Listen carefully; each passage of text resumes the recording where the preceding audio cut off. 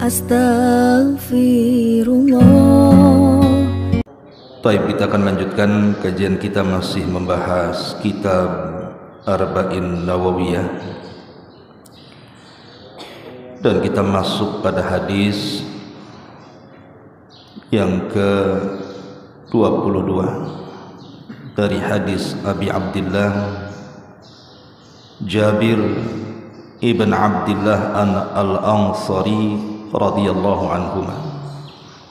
Baik, kita baca hadisnya. An Abi Abdillah Jabir ibn Abdillah al-Ansari radhiyallahu anhuma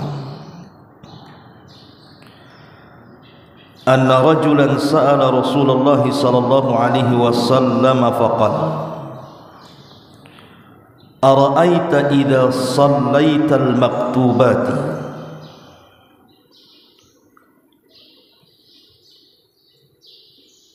ara'aitu idza shallaitu al-maktubati wa sumtu ramadan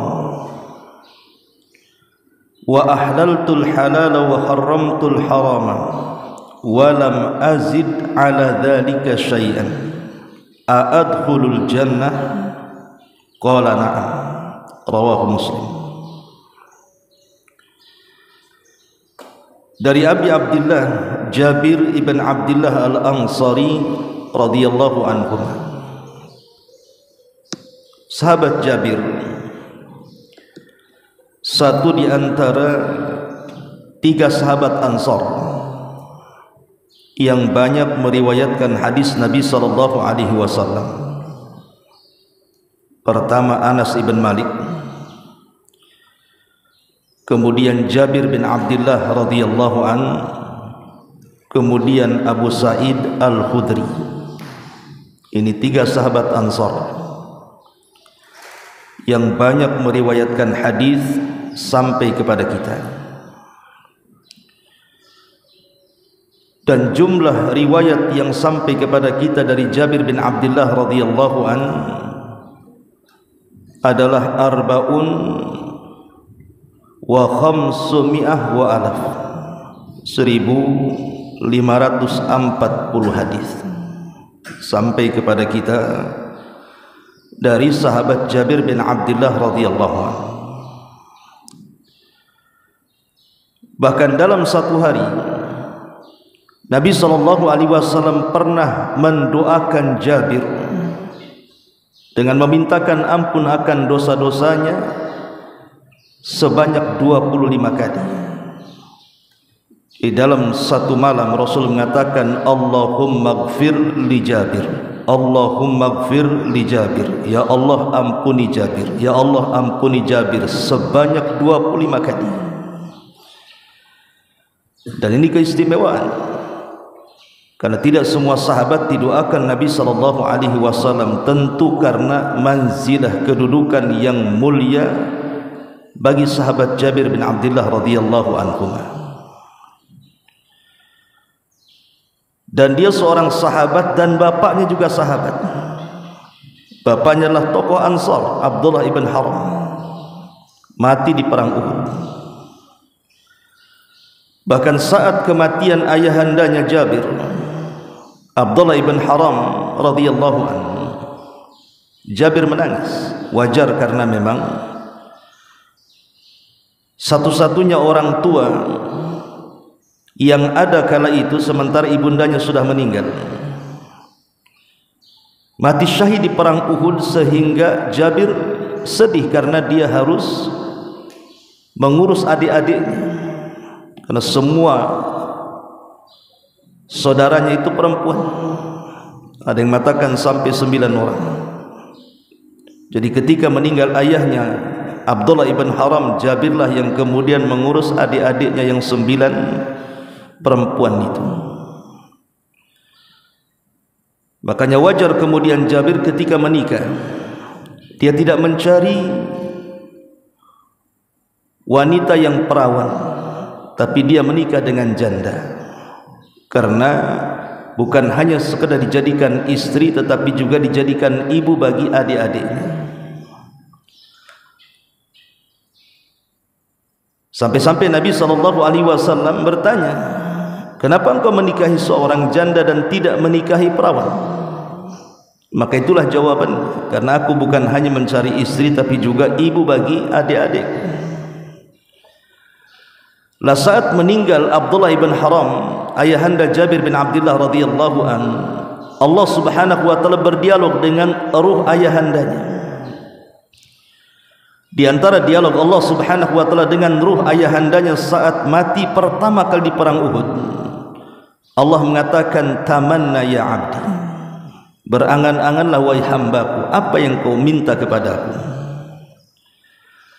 Maka Abdullah ibn Haram dia mengatakan, ya Rabb, hidupkan aku sekali lagi agar aku bisa berperang kedua kalinya dan mati syahid kedua kalinya. Tapi Allah mengatakan tidak mungkin orang meninggal dihidupkan. Maka dia pun mengatakan, kalau begitu kabarkan posisiku di hadapanmu kepada putraku Jabir.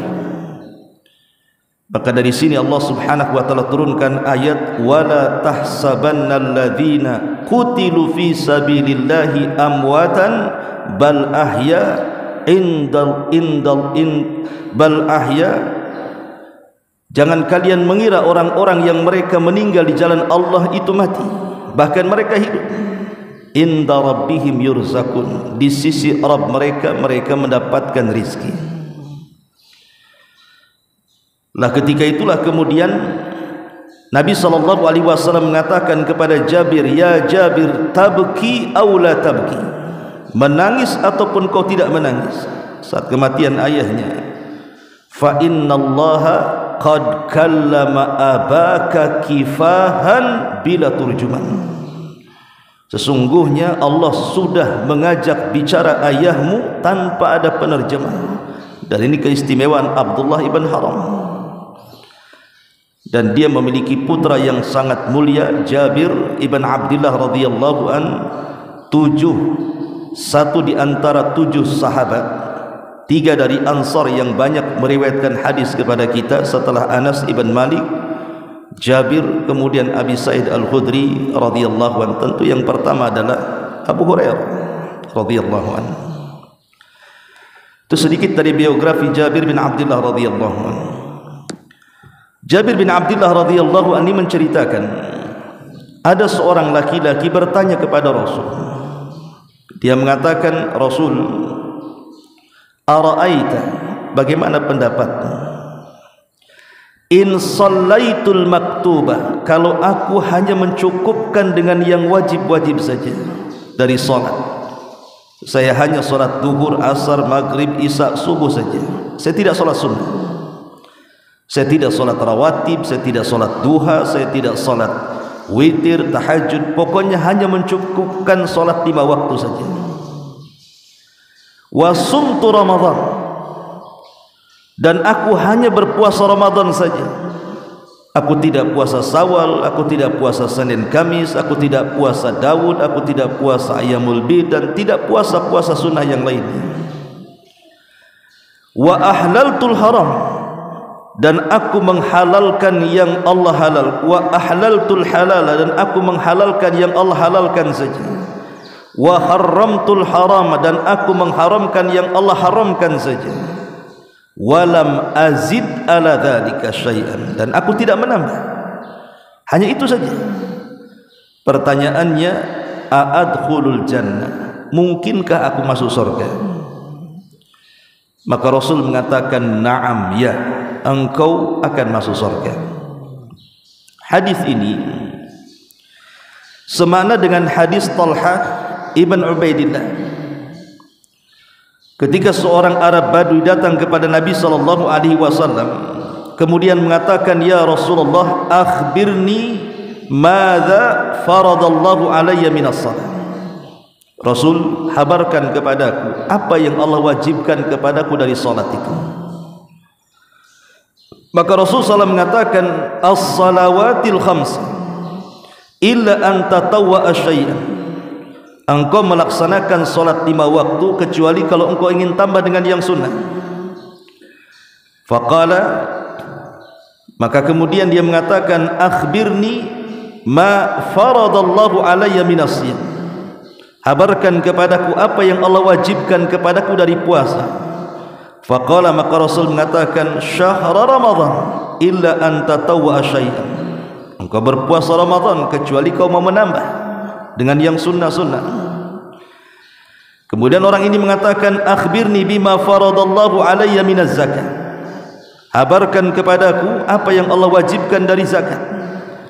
Maka Nabi SAW kemudian menghabarkan dan begitu seterusnya sampai dia mengatakan, ya Rasul, aku tidak menambah kecuali yang wajib saja. Aku tidak menambah kecuali yang wajib saja. Artinya dia hanya melaksanakan salat 5 waktu, puasa Ramadan, zakat, dan tidak menambah dengan yang sunnah. Bagaimana pendapatmu? Maka Rasul mengatakan, maka engkau akan masuk surga kalau engkau jujur dengan niatmu. Dalam hadis ini, ikhwatu fiddin, muliakan Allah Subhanahu wa taala. Hadis ini di antara faedahnya adalah hadis ini menceritakan tentang jalan-jalan yang Rasul sallallahu alaihi wasallam jelaskan kepada kita tentang jalan-jalan menuju surga. Tapi antum harus pahami bahwa surga itu darajat. Surga itu ada tingkatan-tingkatannya. Orang yang melaksanakan wajib dengan yang menambah dengan yang sunnah-sunnah, tentu surganya akan beda dengan orang yang mencukupkan yang wajib saja tanpa sunnah. Ya memang orang yang mencukupkan yang wajib saja tanpa sunnah itu orang bisa masuk surga.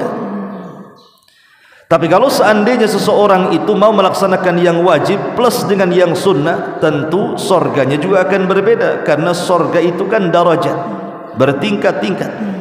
Ada as-sabiqunal awwalun, orang-orang yang memang mereka muqarrabun, mendekat kepada Allah, surganya tentu yang lebih tinggi dibandingkan ashabul aiman atau muqtasidun, karena memang surga itu juga bertingkat-tingkat. Tapi di sini pertanyaannya, kalau seandainya orang mencukupkan yang wajib saja tanpa yang sunnah, apakah bisa masuk surga? Kata Rasul, iya, bisa masuk surga. Dalam riwayat, kalau dia jujur. Kalau dia jujur, memang dia memang menjaga yang wajib tanpa sunnah, itu sudah bisa memasukkan manusia ke dalam surga. Tapi masalahnya, Imam Al-Qurtubi rahimahullahu ta'ala, beliau pernah mengatakan seperti ini, man taraka tatawwu'at jumlatan, barang siapa yang meninggalkan perkara-perkara sunnah jumlatan, secara keseluruhan, dia tidak melaksanakan yang sunnah, hanya mencukupkan yang wajib saja, maka beliau mengatakan, faqad fawwata ala nafsihi ribhan aziman wa thawaban jasiman, maka dia telah luput dari perkara-perkara yang sangat besar, keuntungan yang sangat besar, dan pahala yang sangat melimpah. Jadi orang yang tidak mau melaksanakan sunnah, kata Imam Qurtubi, maka dia telah meninggalkan keuntungan yang sangat besar dan pahala yang sangat melimpah, rugi. Memang orang yang melaksanakan yang wajib saja itu bisa memasukkan ke dalam surga, tapi kalau dia meninggalkan sunnah secara jumlah, secara keseluruhan, dia tidak salat sunnah, dia tidak puasa sunnah, dia tidak bersedekah, dia tidak umrah, dan begitu seterusnya, maka dia telah meninggalkan keuntungan yang sangat besar dan pahala yang melimpah.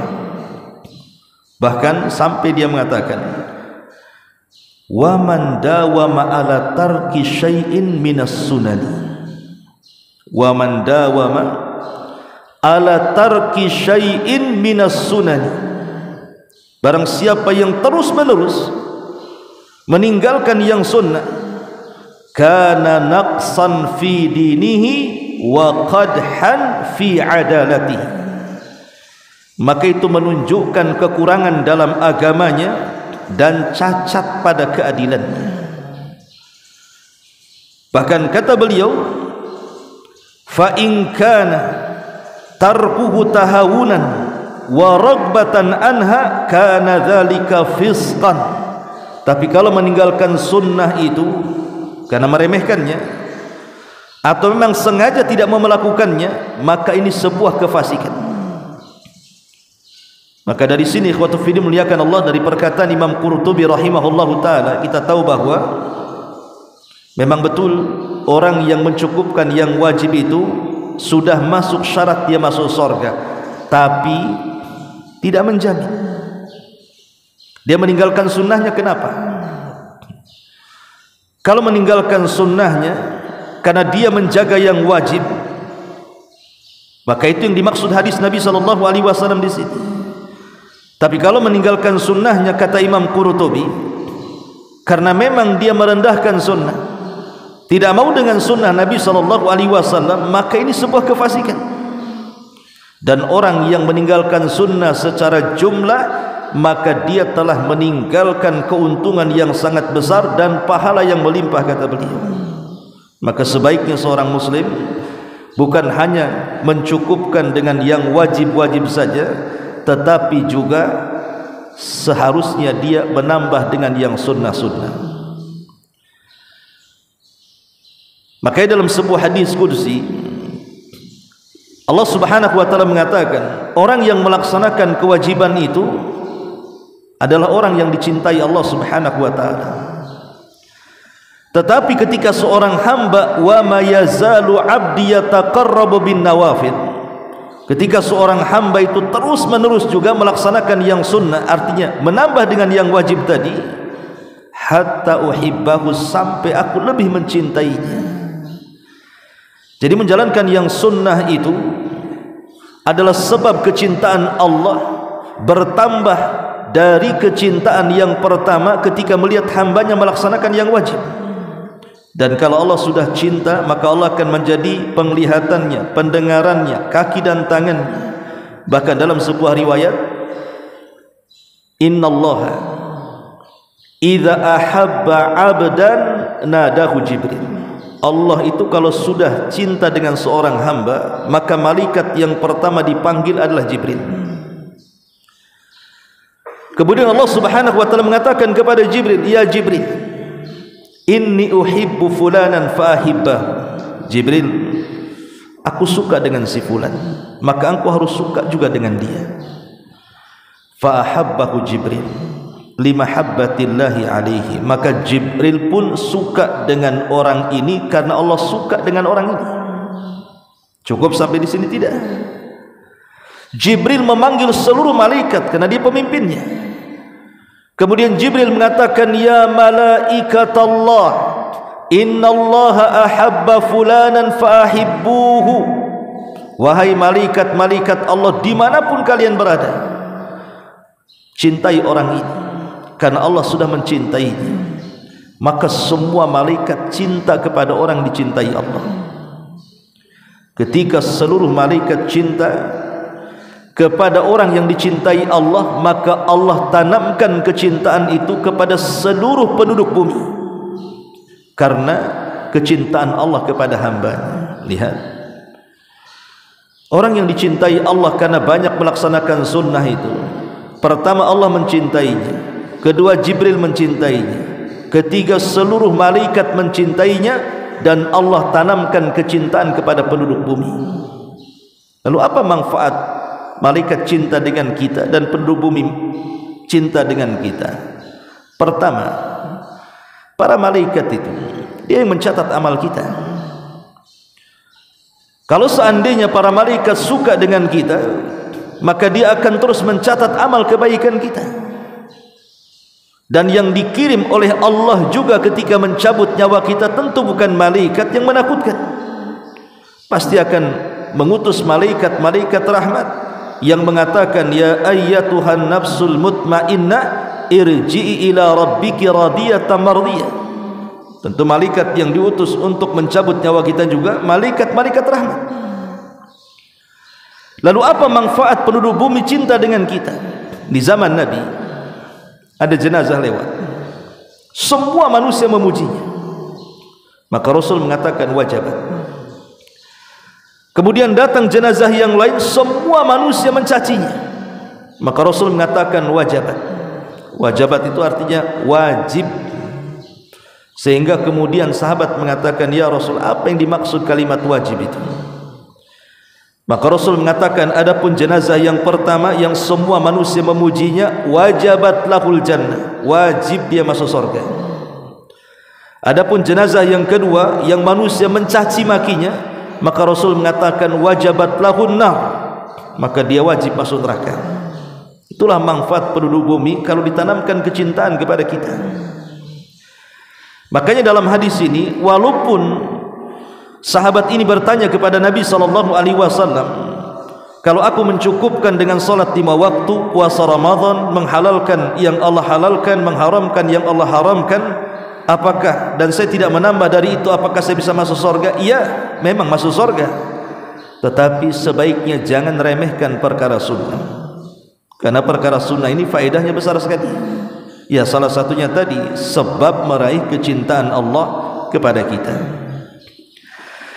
Baik, di antara faedah secara singkat kita akan jelaskan. Pertama, hirsus sahabati an ala su'alin nabi sallallahu alaihi wasallam amma yanfa'uhum wa yuqarribuhum ila Allah. Pertama, hadis ini faedahnya semangat para sahabat bertanya kepada Nabi tentang apa yang bermanfaat bagi mereka dan apa yang mendekatkan mereka kepada Allah. Dan itulah para sahabat. Sahabat itu kalau bertanya kepada Nabi tidak pernah bertanya soal dunia, tidak bertanya soal dunia, karena Rasul memang tidak lebih paham soal dunia dibandingkan para sahabat. Buktinya ketika Rasul hijrah ke Madinah, orang-orang Madinah sibuk mengawinkan kurma supaya hasilnya lebih baik. Kata Rasul, kalau seandainya kalian meninggalkan perkara itu dan mengambil yang lebih bermanfaat, maksudnya sudah tidak usah dikawin-kawinkan kurma itu, sibukkan dengan ibadah. Akhirnya para sahabat meninggalkan perkara itu, sibuk mereka dengan ibadah, belajar kepada Rasul. Setelah tahun depannya rupanya hasilnya merosot, hasilnya merosot, sehingga mereka mengadu kepada Nabi SAW. Maka Nabi SAW mengatakan, antum a'lamu bi umuri dunyakum, kalian lebih paham soal urusan dunia kalian. Kalau begitu silahkan kawinkan kurma-kurma kalian. Nah, dari sini kita tahu bahwa Rasulullah SAW tidak lebih paham soal perkara dunia dibandingkan para sahabat. Bukan berarti Rasul tidak paham dunia, paham, tapi para sahabat jauh lebih paham. Makanya ada sahabat lebih kaya dibandingkan Rasul. Tapi umumnya para sahabat bertanya kepada Nabi SAW, pertanyaan mereka adalah pertanyaan yang bermanfaat untuk akhirat mereka dan apa yang bisa mendekatkan mereka kepada Allah Subhanahu wa taala. Ini yang pertama. Yang kedua, al-ghayatu min hadhil hayati hiya dukhulul jannah. Puncak dari kehidupan dunia ini bagi seorang mukmin adalah tujuan utamanya masuk surga. Makanya seorang mukmin tidak akan pernah kenyang beramal saleh sampai kedua kakinya masuk ke dalam surga. Kalau baru satu kaki saja masuk surga sementara kaki yang lainnya belum masuk surga, bagi seorang mukmin itu belum puas. Makanya Abu Bakar Siddiq radhiyallahu mengatakan, kalau kaki kananku masuk surga, kaki kiriku belum masuk surga, maka aku belum merasa puas sampai kedua kakiku menginjak surga. Maka tujuan hidup manusia adalah surga. Yang ketiga, ahammiyatus salawatil maktubah wa annaha sababun lidukhulil jannah. Pentingnya menjaga salat 5 waktu. Salat 5 waktu penting terutama bagi para talabatul ilmi, karena salat 5 waktu itu adalah barometer kebaikan seorang muslim. Apalagi para talabatul ilmi, menjaga salat itu menunjukkan kebaikan dia saat menuntut ilmu. Kalau seandainya seluruh amal itu ditentukan dengan salat, maka ilmu juga sama. Makanya Nabi SAW mengatakan, fa in saluhat salatuhu saluha sairu amalihi wa in fasadat salatuhu fasada sairu amalihi. Kalau seandainya solatnya baik, maka amal-amal yang lain dianggap baik. Begitu juga kalau solatnya rusak, maka semua amal dianggap rusak. Maka ilmu itu dianggap bermanfaat kalau antum menjaga solat 5 waktu. Kalau antum melalaikan solat 5 waktu, tidak ada gunanya menuntut ilmu. Karena kebaikan ilmu seseorang itu juga ditentukan dengan disiplinnya dia menjaga solat 5 waktu. Terutama para talabatul ilmi harus menambah bukan hanya solat 5 waktu, tapi ada qiyamul lail. Makanya ketika surah Muzammil turun kepada Rasul, surah Al-Muzammil, ya ayyuhal muzammil qumil laila illa qalila. Kita tahu bahwa surah Muzammil adalah satu di antara 5 surat yang pertama turun kepada Rasul. Kenapa Rasul diperintahkan Allah untuk salat malam? Karena tugas Rasul itu berat. Dia harus mengajak manusia masuk ke dalam hidayah. Dan hidayah itu ada 2 macam. Ada hidayatul taufik dan ada hidayatul irsyad. Rasul hanya bisa memberikan irsyad saja, petunjuk ini yang baik, ini yang tidak baik, ini yang boleh, ini yang tidak, ini yang tauhid, ini yang syirik, ini yang bid'ah, ini yang sunnah, ini yang maksiat, ini yang taat. Hanya irsyad, menunjukkan manusia ke jalan kebaikan. Tapi soal kesadaran orang ketika didakwah itu bukan urusan Nabi, tapi itu urusan Allah. Makanya tidak semua manusia yang didakwahi Nabi dapat hidayah. Pamannya Abu Talib tidak dapat hidayah. Manusia-manusia terdekat, tetangga-tetangga Rasul, Abu Jahal dan yang lainnya tidak dapat hidayah, karena taufik itu milik Allah. Makanya disyariatkannya solat malam itu, karena Rasul SAW sebelum mengambil sebab mengajak manusia kepada kebaikan, di malam hari setelah solat qiyamul lail dia berdoa kepada Allah agar orang yang didakwahi mereka menerima dakwahnya. Lah tugas para talabatul ilmi, mereka adalah mewarisi sifat-sifat para ulama, dan para ulama itu warasatul anbiya. Tugas antum berat. Ya. Antum harus belajar agama. Nanti setelah cerdas antum mengajak orang. Lah salat malam itu adalah senjata bagi talabatul ilmi. Berdoa kepada Allah agar antum dicerdaskan. Setelah cerdas, ajak manusia kepada kebaikan. Nah, ini diantara faedah yang ketiga. Faedah yang keempat, fi'lul wajibati wa tarkul manhiyati sababun lidukhulil jannah. Melakukan yang wajib dan meninggalkan yang dilarang itu sebab orang dimasukkan ke dalam surga. Maka di sini ada kalimat setelah melaksanakan salat 5 waktu kemudian puasa Ramadan, sahabat ini mengatakan, dan aku halalkan yang halal dan aku haramkan yang haram. Maksudnya mu'taqidan li hillihi wa mu'taqidan li harami. Dia yakin perkara ini halal, dia yakin perkara ini haram. Memang disebutkan para ulama meninggalkan yang haram itu baik, meninggalkan yang haram itu baik, dan melakukan yang halal itu baik juga, tapi harus diiringi dengan keyakinan supaya jadi ibadah. Contoh umpamanya, ada orang yang tidak suka minum khamr. Memang dia enggak suka, tapi dia tidak meyakini keharamannya. Dia hanya melihat sisi kesehatannya saja dan mengatakan khamr ini tidak baik. Khamr ini akan merusak kesehatan. Ya, meninggalkan perkara haram itu baik, tapi bukan ibadah selama dia tidak meyakini keharamannya. Tapi kalau dia meninggalkan khamr, dia meyakini bahwa khamr itu haram dan Allah haramkan selamanya, maka meninggalkan minum khamr itu berpahala. Kenapa? Karena ada keyakinan di situ bahwa ini perkara haram, tidak boleh saya lakukan. Sama juga dengan melaksanakan yang Allah Subhanahu wa taala halalkan. Kalau meyakini bahwa ini perkara halal dan harus dinikmati perkara halal yang Allah halalkan kepada kita, maka keyakinan menikmati perkara halal yang Allah halalkan menjadi sebuah ibadah. Jadi melaksanakan yang halal, meninggalkan yang haram itu juga harus ada keyakinan bahwa ini halal saya nikmati, ini haram saya tinggalkan. Kalau tidak ada keyakinan, ya baik tapi tidak berbentuk ibadah, tidak berbentuk sebuah pahala. Ini juga diantara faedah hadis ini. Kemudian juga Di antara faedah hadis ini disebutkan juga oleh para ulama adalah annal jawab, bahwasannya jawaban Nabi sallallahu alaihi wasallam ketika sahabat mengatakan a'adkhulul jannah, apakah saya masuk surga? Rasul mengatakan na'am, iya masuk surga. Ini memberikan sebuah faedah kepada kita bahwa masuk surga itu sebenarnya mudah, cuman kita yang berat untuk menjalaninya. Masuk surga itu mudah, banyak jalannya. Jadi jalan ke surga itu bukan satu tapi banyak. Lah di antara jalan-jalan menuju surga adalah ketika seseorang menjaga yang wajib, meninggalkan yang diharamkan, menikmati yang dihalalkan, menjauhi yang diharamkan.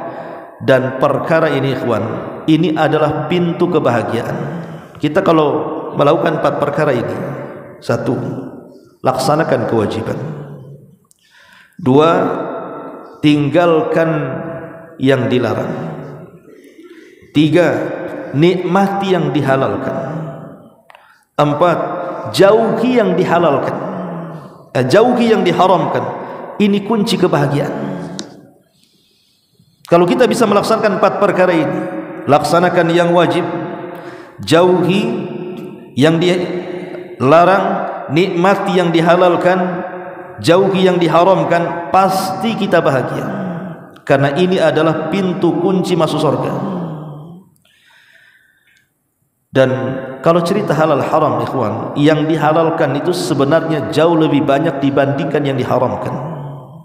Makanan lebih banyak yang halal dibandingkan yang haram. Yang diharamkan itu tertentu saja disebutkan dalam Quran. Apalagi muamalah juga sama. Jadi perkara-perkara halal itu jauh lebih banyak sebenarnya dibandingkan yang haram. Tapi kebanyakan manusia kenapa memilih yang haram dan meninggalkan yang halal? Karena neraka itu dikelilingi dengan perkara syahwat, dan surga itu dikelilingi dengan makruhat, sesuatu yang dibenci. Dan jiwa manusia itu ammaratum bisu, memang selalu memerintahkan kepada keburukan. Nah, ini diantara faedah daripada hadis yang kita bahas, tentang hadis dari Abdullah ibn Jabir ibn Abdullah al-Ansari radhiyallahu anhu tentang jalan menuju surga Allah Subhanahu wa taala. Wallahu a'lam. Ini dulu yang bisa sampaikan, mudah-mudahan ada manfaatnya. Subhanaka wa bihamdika, asyhadu an la ilaha illa anta, astaghfiruka wa atubu ilaik. Allahu ta'ala. Assalamualaikum warahmatullahi wabarakatuh.